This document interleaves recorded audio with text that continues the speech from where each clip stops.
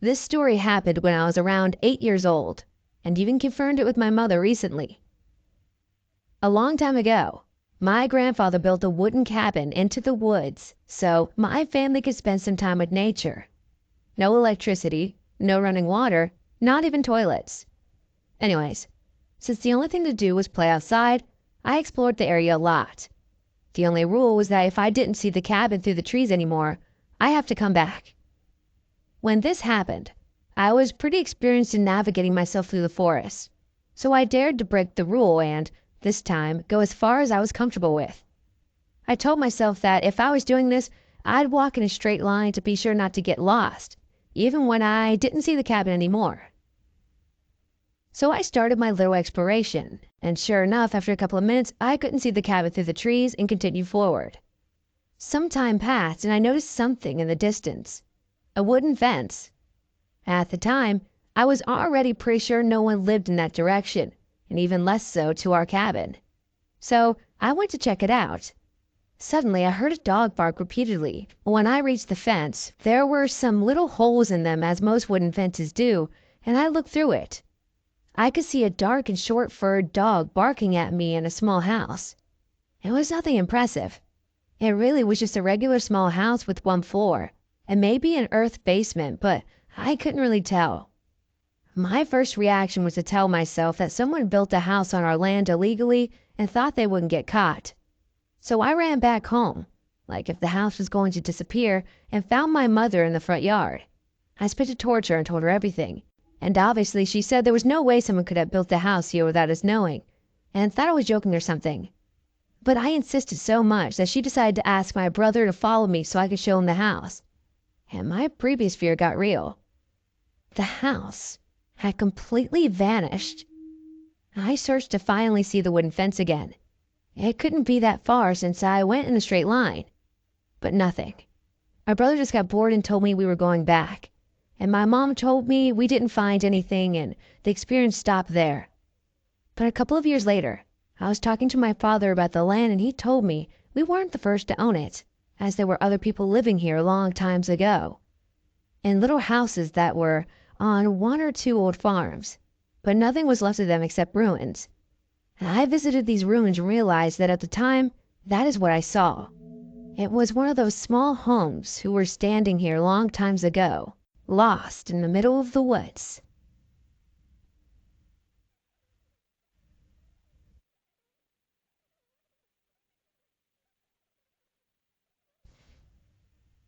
So about 3 years ago when I was 17, I took my then girlfriend during the day to a little known wooded area with a beautiful waterfall near my house. The place used to be a train yard in the late 1800s and still has tracks that cross through the woods, albeit these tracks are completely covered by foliage at this point. It's really quite an amazing and beautiful area that I spent a lot of my time exploring, so I was completely at home in the woods. While I love the area, it was the kind of place you are still careful at after dark. It's not in a great neighborhood, and a lot of creepy gangs and groups of unsavory characters have been known to hang out there. The graffiti suggests a lot of white supremacist groups and more than a few junkie groups. After we relaxed at the waterfall for a while, I decided to show my girlfriend some of the other cool parts of the woods, like a train track bridge over the waterfall's river. Coming away from there, there is a huge pit in the ground, around 20 feet across, that neither me nor my friends could ever figure out what it was for. In the center was always a metal slab that looked like it had scorch marks from quite a hot fire. And these marks were always new, although no one had ever seen people use it before. This is how the pit got the name, the Sacrifice Pit. It's actually really creepy how accurate that name is when you're looking at it. About 20 feet wide and 3 feet deep, with the plate large enough to hold a person tied down in the middle. As I'm explaining this to my girlfriend, and we're standing next to the pit, an older lady probably about in her 50s walks out of the woods. We had not seen her coming, or heard her for that matter, and she just sort of appeared. And a little boy who couldn't have been more than 4 appeared behind her. It was almost surreal. The lady had tattered clothing and an incredibly creepy smile, yellow teeth and all. The child just kept looking at us with a cold stare. He never moved once, just kept staring at us with those empty eyes.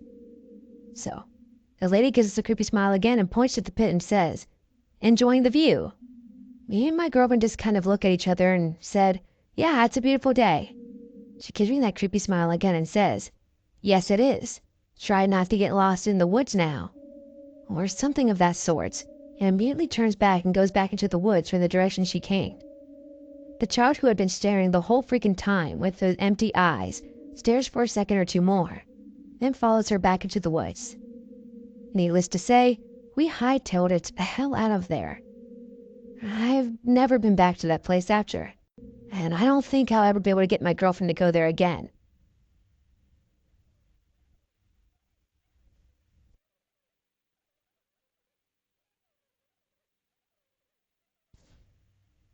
So this happened a few months ago, and I'm still scared to this day. So my entire life, I had never really walked home from school all the way. I'd always either been picked up or ridden the bus. So this year was my first year that I lived near the school to walk. I wasn't in the nearby neighborhood where 90% of the kids were. We were only living in our house temporarily, so I have to walk maybe a half mile to get home, across the highway. So at the beginning of the year, when I first started walking home, I didn't want to have to walk by the highway. The high school had a cut through in the forest that led to a strange and creepy lone road. I wanted to be cool and get home fast, even though it was way faster just to go on the highway, which isn't that bad, so I walked down across the forest to get to the cut through point. I see some older kids following me, but perhaps I'm just being paranoid. I ignored them and they turned out to be unimportant. In my head, for some reason, I had the Halloween theme stuck in my head, like when he is stalking them. Sorta eerie, right? But what was important was that my gut feeling, that maybe I should have taken the highway. I blamed all my gut feelings on those older kids and kept walking. Eventually, I cut through the forest and get to this road. It is gravel with some dead grass in the middle. I see where the highway is, but the road seemingly extends deep into the brambly forest. I decide this is a waste of time and I take the highway. But the next day, I didn't want to give up. I wanted to conquer this road, so I foolishly went back to the road. Same sort of thing. An eerie, alone road with dead shrubs growing in it. I keep walking down the eerie road. I notice that there are 0 cars coming up or down this road. It was abandoned. I kept walking into a big spider web on the middle of the road, which proved that there hadn't been cars here very often or for a long time. Otherwise, there'd be no webs. I continue walking down the road. It leads nowhere. It just keeps going deeper. I'm starting to get a bit scared at this point. Any car could drive down this road and take me, and nobody would ever hear me scream. I started jogging back to the road to the center. I saw a big gap in the forest where the power lines were. Finally, I thought to myself, the ground next to the lines was still overgrown and full of ticks and tall grass, not to mention thorns and sticks. I kept walking down the area, and I was taking my sweet time. I finally made it into a small ravine in the middle of the area. I jumped over it and continued my way. I eventually get stuck around a big bush because I didn't want to walk through the tall grass and get dirty. I must have been trying to work around the bush for 2 minutes, and then it slammed on me, stone cold. I look up and see a man standing a good distance away from me. I don't move. I don't say a word. My heart is pounding. This dude has a creepy dark green rugged shirt, shaggy brown hair, and just overall creepy. He is staring at me and he grins. His face literally fucking grinned. He gestured for me to come over to him, and then he fucking steps to the side where I can no longer see him, and I hear leaves crunching. He's coming after me. The adrenaline was pumping through my heart. I bolt like lightning, fast up that fucking hill. I don't care about not getting dirty anymore. I just want to get the fuck out of there. I finally make it to the road and get to the highway. I turn back and see no sign of the creepy dude. I make it home and promise myself that I'm never going to the woods again. The scary thing is, though, that he had just stepped to the side of the forest. I would have never seen him. I could have made it up that hill and he could have grabbed me, and I would have never have seen him again. Or the fact is that I lived nearby. The creepiest part was that he grinned at me and made this really creepy gesture and then came towards me. Now, any normal dog would have said, "Hey, are you lost? And can I help you?" Obviously, it could be a lie, but still. But nope, this guy watched me for who knows how long. I'll never go down that road again, and I hope I never get lost in the woods like that again.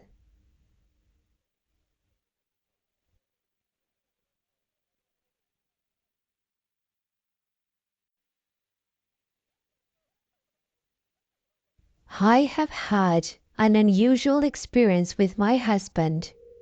We have fished at the lake for the past 6 years. We live within a 2-hour drive from Yosemite, and this lake is surrounded with cattle pastures along one side with a dam, and the other side of the lake is all fishing and camping areas. This one day, instead of going on the public side of the lake, we hiked across the dam and set up our stop on the pasture across the lake. This area is known for snakes, so we carefully checked the trees and rocks and grass, found it to be safe, and kicked back to enjoy our day of fishing. Now, people often hike to this area to fish, and the property owners don't mind much, so long as you pick up after yourself and don't start any fires, a high-risk fire area due to drought and dry grass. We were there for about an hour, no high winds, no boats in the water, yet middle of the week during school time, and about as quiet as a country lake can get.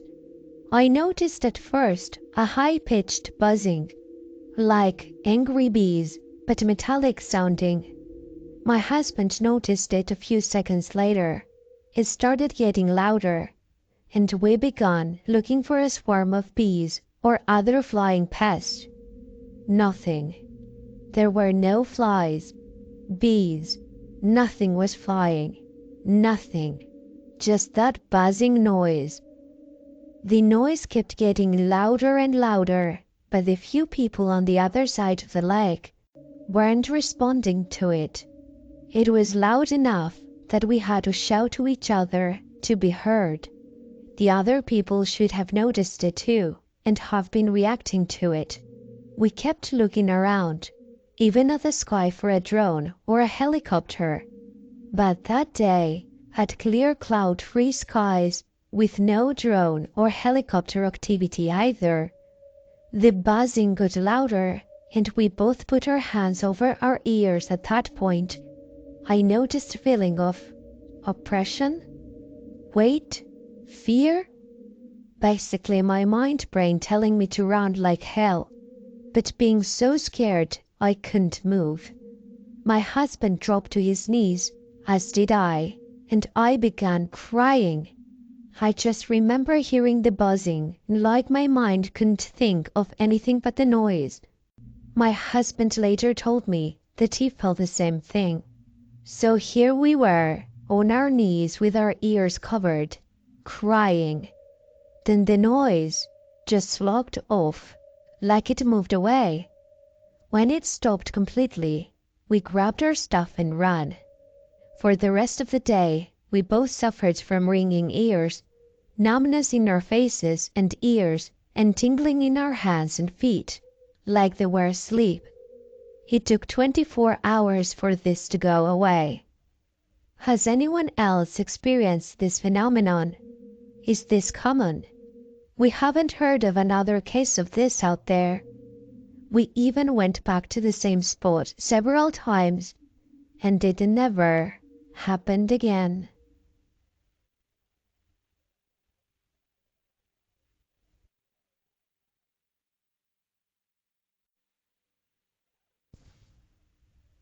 A few years ago, my friend, let's call her Stacy, wanted to go to her dad's vacation home.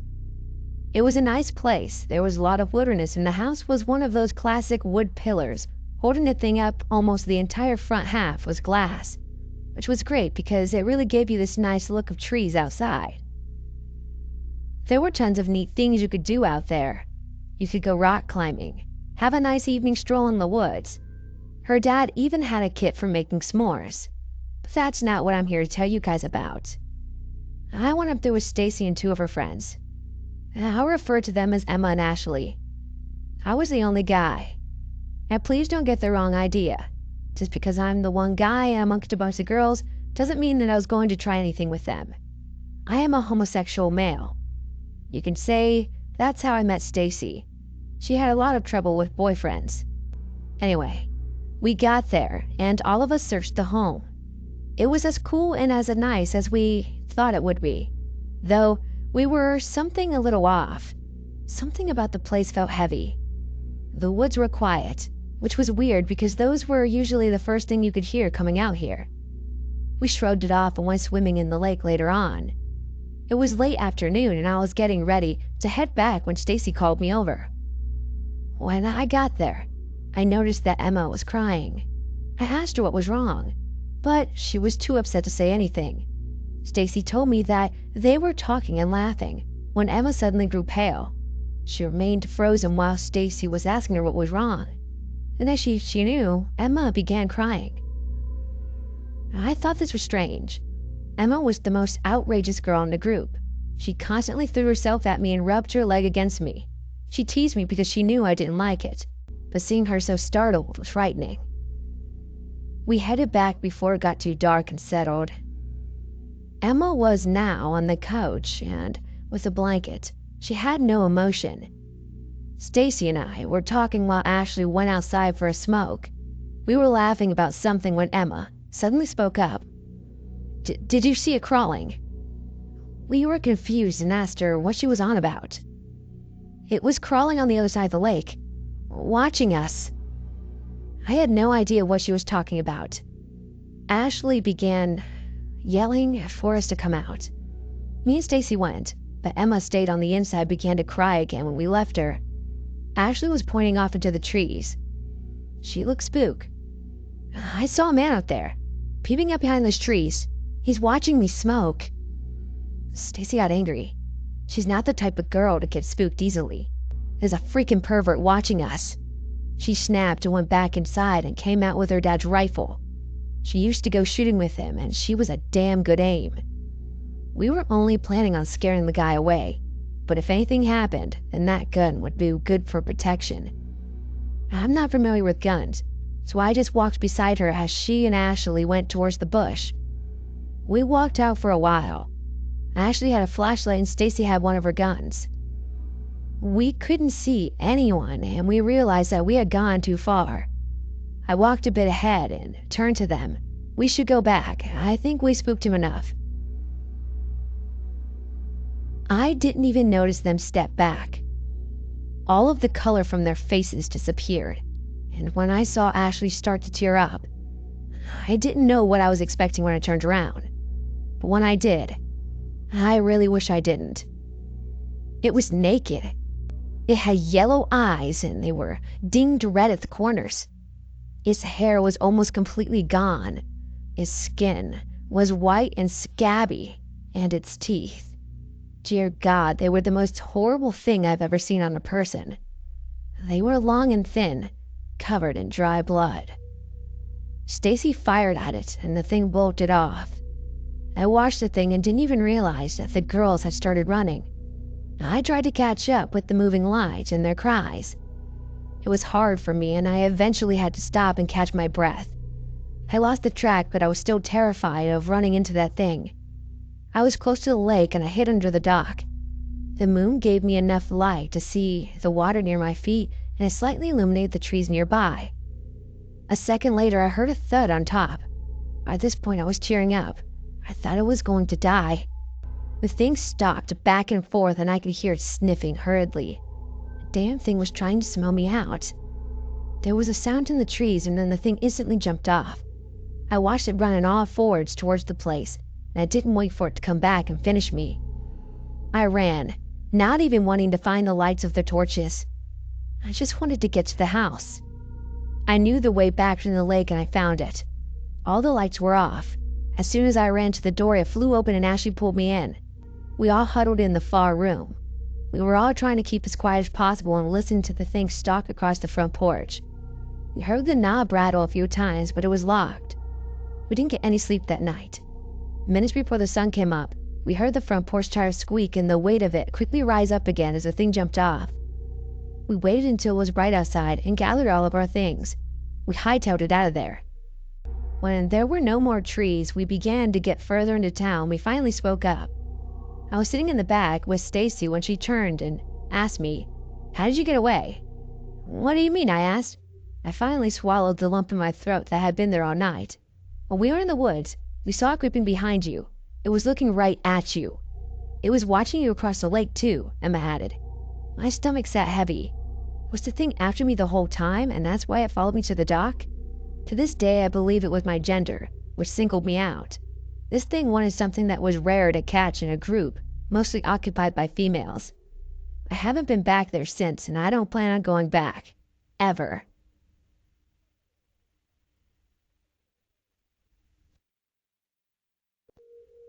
I'm a park ecologist. I was in the middle of a wilderness area.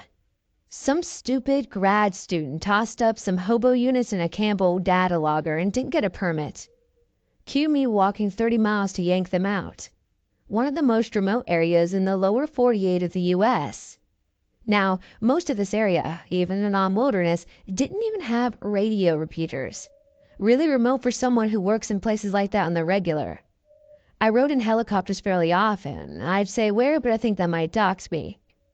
Anyway, we came across a gathering of about 100 ultralight aircraft and paraplanes, a dozen jeeps, in the middle of a fucking wilderness area. Partying, beer, the whole 9 yards. I was pissed. The ranger got his butt out there and wrote a whole lot of tickets. Another time, I was doing a survey or a clearance along a river in the desert. I had to take a deuce like a mofo. I was holding it because I was getting near town where they were dropping off our truck. It was only about 5 more miles, but I was prairie dogging it. I came around a bend and someone had a pipe dumping raw sewage into the drainage. Well, fuck it. I shit in the wash. A great big rock-hard dehydration poop. A couple of days later, my boss called me and my coworker into his office. It was just us 3. A guy in the fire crew had found a giant turd in the wash next to his father-in-law's house and wanted to know what it was from. He thought a mountain lion. My work of art was sitting in a Ziploc on my boss's desk in a federal office. Word got around about that one. Years later in school, I mentioned that I worked in this office and location to someone who had worked at an AK, and they said at the same time they asked me if I knew the guy who the shit in the wash was. Now, I leave a little indication that it was a human, like some TP.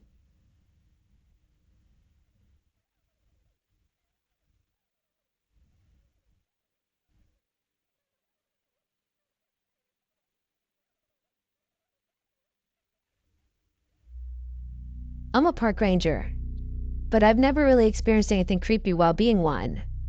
But when I was 13, I was at my grandfather's hunting camp. My uncle had just bought a new hunting camera and wanted to test it out, so we set it up in the woods. I got the brilliant idea to cope in the woods with my 2 other cousins and moon it. So when he checked the card, instead of wildlife, he would see some ass cheeks. Hilarious to a 13-year-old's mind, and after some convincing, my other 2 cousins were in. But we had to go over the cover of darkness. So we set our alarms at 3 a.m. and pass out. By 3:15, we all sneak outside, throw on our headlamps and start walking.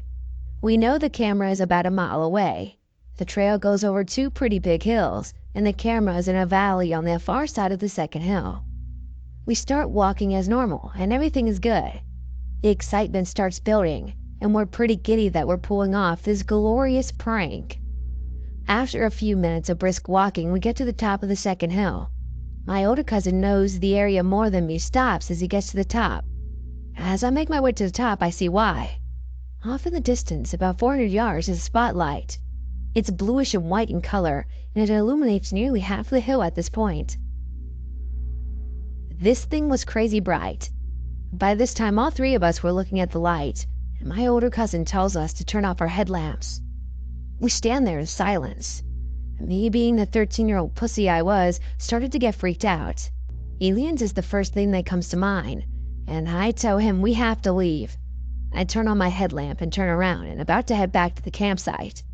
As soon as I turn my lights back on, the super bright blue light starts slowly to turn and stops right on us. No bobbing or movement from the light besides just a slow, consistent, not pan over us. At that point, I nope out, with my cousins right behind. I get inside and go straight to bed, pretty much freaking out. Flash forward to the next morning, and all three of us go back to the same spot and then proceed to go out where we thought the light would have been, and there was nothing there. No boot marks, no lights, no nothing. To this day, we still have no idea.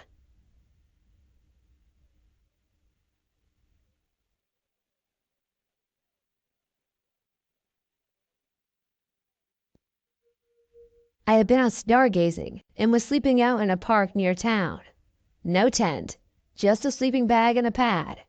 This was a fairly popular area for joggers, walkers, etc. I have found a nice spot in a field a few hundred meters from the top, obscured by tall grass and brush, with a nice view of the valley below and mountains in the distance. It was very nice and saw some shooting stars. We heard some coyotes singing in the distance and slept very well since it was a warm summer night. In the morning, at the crack of dawn, I was woken up by one of the strangest performances I have ever witnessed. Above me on the hill I could hear some kind of chanting. Due to my concealed location, I couldn't actually see what was going on, and I wasn't keen on moving to a better vantage point, lest I be seen by the group. A man's loud and deep voice was half chanting, half shouting in a language I couldn't identify. It sounded like Latin-derived language, and was definitely not Spanish, although he kept repeating a word which sounded familiar to Diablo, Spanish for the devil. There were the other voices too, but he was clearly leading whatever was happening up there. Eventually, he finished his chant or shout. There were some cheers and whoops, and the entire group silently departed. After waiting a while to make sure it was clear, I went up to where I heard the sound coming from. There was no physical evidence of whatever had happened. I asked everybody I knew in town if they had any idea what it might have possibly been, and nobody had heard anything like it.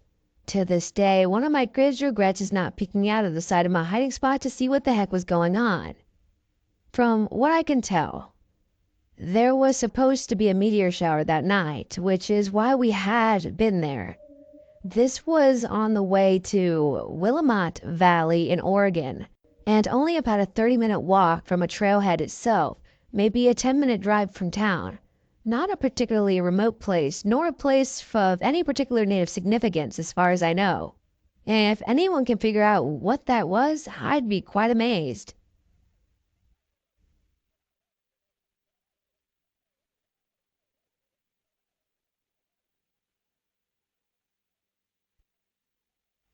This was in a state wilderness area in the northeast and nestled between uninterrupted miles of mountains, pine forests, streams, and no vehicle access.